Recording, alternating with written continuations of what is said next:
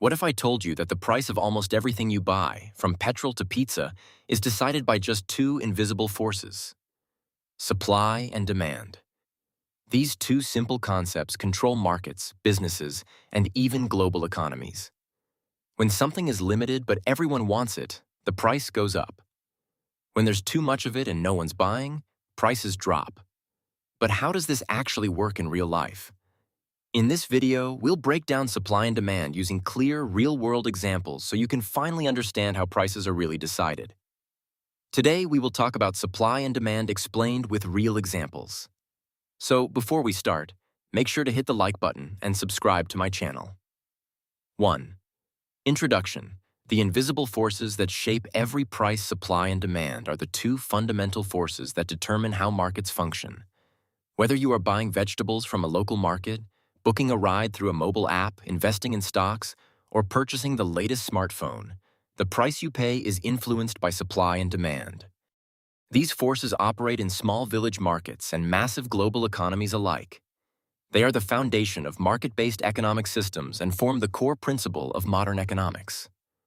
The concept was deeply analyzed and popularized by economists such as Adam Smith in his influential book The Wealth of Nations, where he described the invisible hand that guides markets without central control.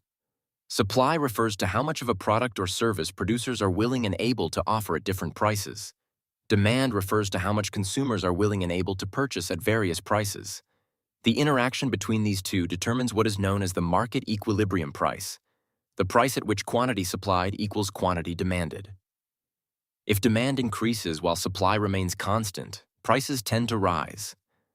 If supply increases while demand remains constant, prices tend to fall. Though the concept sounds simple, the real-world dynamics behind supply and demand are layered, complex, and influenced by numerous factors including income levels, consumer preferences, production costs, government policies, expectations, and global events. 2. Understanding demand. What drives consumers to buy demand is not just about wanting something. It includes the ability and willingness to pay for it. For example, many people may desire a luxury car, but only those who can afford it create actual demand in the market. The law of demand states that, all else being equal, as the price of a product increases, the quantity demanded decreases. Conversely, when the price decreases, the quantity demanded increases. This inverse relationship exists because of substitution and income effects. Take the example of smartphones. When Apple Incorporated releases a new iPhone model, early demand is usually high because consumers perceive value in innovation and status. However, if the price is extremely high, many buyers wait for discounts or choose alternatives such as devices from Samsung Electronics.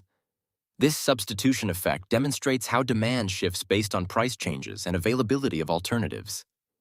Additionally, demand is influenced by factors beyond price, such as income levels, trends, advertising, seasonal preferences, and expectations about future prices. For example, if consumers expect fuel prices to rise next week, they may fill their tanks today, temporarily increasing current demand. 3. Understanding supply. How producers respond to incentives. Supply represents the quantity of goods or services that producers are willing to offer at different prices. The law of supply states that as the price of a good increases, the quantity supplied also increases, assuming other factors remain constant. This positive relationship exists because higher prices typically mean higher potential profits, motivating producers to expand output. Consider oil production. When global oil prices rise, companies such as Saudi Aramco and ExxonMobil increase production to maximize profits. However, when prices fall significantly, producers may reduce output because extracting oil becomes less profitable. Supply is also influenced by production costs, technological advancements, taxes, government regulations, and the number of sellers in the market. For instance, technological innovation in renewable energy has reduced production costs, increasing the supply of solar panels worldwide. Unexpected events can also disrupt supply. Natural disasters, political conflicts, and pandemics can limit production capacity. During global disruptions, supply chains may break down, reducing the availability of goods even if demand remains strong. 4. Market equilibrium. Where supply meets demand, market equilibrium occurs at the point where the quantity demanded equals the quantity supplied. At this price, there is neither excess supply, surplus, nor excess demand, shortage. Equilibrium is dynamic rather than static. It adjusts continuously in response to changes in market conditions. A powerful real-world example occurred during the COVID-19 pandemic. As lockdowns were imposed globally, demand for face masks and sanitizers surged dramatically. However, supply could not immediately meet this sudden spike in demand. The result was a shortage, causing prices to rise sharply. Eventually, manufacturers increased production, new suppliers entered the market, and equilibrium was gradually restored at a new price level. Similarly, agricultural markets frequently experience fluctuations. If farmers produce more wheat than consumers demand, a surplus occurs, pushing prices downward. Conversely, poor harvests can create shortages, driving prices upward. These adjustments illustrate how markets naturally move toward equilibrium over time. 5. Real-world example. Housing market dynamics. The housing market provides one of the clearest illustrations of supply and demand.